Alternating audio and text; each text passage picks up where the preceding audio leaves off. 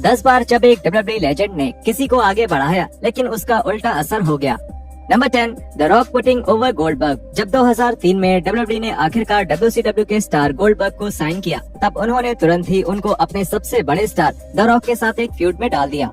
The rock का Goldberg के साथ लड़ने का मतलब था गोल्डबर्ग को रॉक की जिम्मेदारियां देना, और इससे WWE फैंस को भी ये पता चल जाता कि WWE गोल्डबर्ग को एक स्टार की तरह ही प्रेजेंट करने वाले हैं। ये मैच 2003 के बैकलैश इवेंट में हुआ था, और हालांकि रॉक साफ तौर पर गोल्डबर्ग का साथ दे रहे थे, लेकिन मैच के बीच में ही ऑडियंस का रुख बदल गया और उन्होंने पूरे मैच में गोल्डबर्ग को बू करना शुरू कर दिया। द रॉक का हॉलीवुड पर्सोना लोगों को इतना ज्यादा पसंद था कि वो रॉक को हर हालत में सपोर्ट करते थे, और गोल्डबर्ग को रॉक जैसे रेसलर्स के साथ 14 मिनट लंबे मैच में बुक करने से किसी को कोई फायदा नहीं हुआ।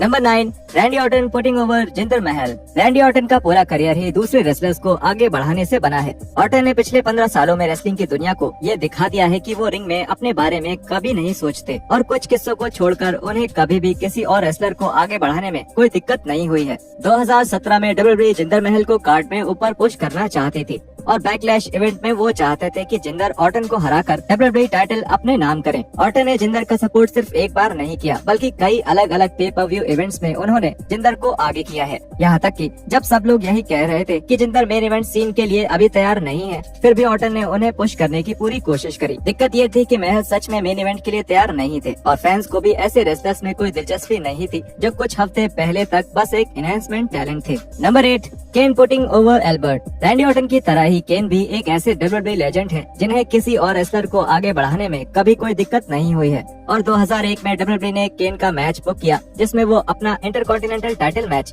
एल्बर्ट से हारने वाले थे। WWE एल्बर्ट को कार्ड पर ऊपर पुश करने के लिए प्लान्स बना रही थी, और उनका मानना था कि जब एल्बर्ट केन से वो टाइटल जीतेंगे तब वो कंपनी के नए स्टार बन पाएंगे। फैंस एल्बर्ट को कंपनी को इतने अहम रोल में नहीं देखना चाहते थे, और जब एल्बर्ट ने केन के कंधों को मैट पर पिन किया, तब भी फैंस ने उस पर कोई प्रतिक्रिया नहीं दी, जैसे कि उन्हें कोई फर्क ही नहीं पड़ा। WWE को लगा था कि ये एल्बर्ट के लिए एक बड़ा मौका होगा, लेकिन इतना ठंडा रिस्पांस देखने के बाद उन्हें नए आइडियाज के बारे में सोचना पड़ा। हालांकि एल्बर्ट कंपनी के सबसे बड़े टाइटल्स में से एक जीत गए थे, लेकिन उनकी मैच बुकिंग्स पर ज्यादा ध्यान नहीं दिया जाता था, और उनका पूरा WWE करियर, उनका ये इकलौता टाइटल रेन बस कुछ ही हफ्तों तक चला।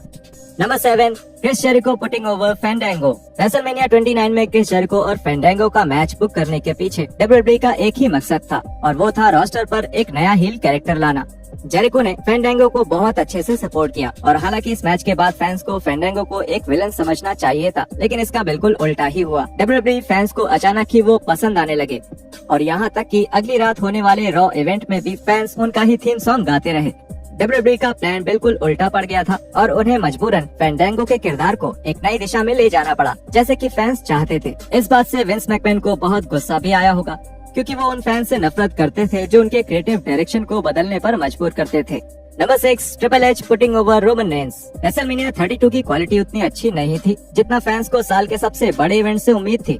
WWE में उस साल बहुत सारी इंजरीज हुई थी, लेकिन ये इंजरीज भी उन्हें एक खराब मेन इवेंट करने से नहीं रोक पाई।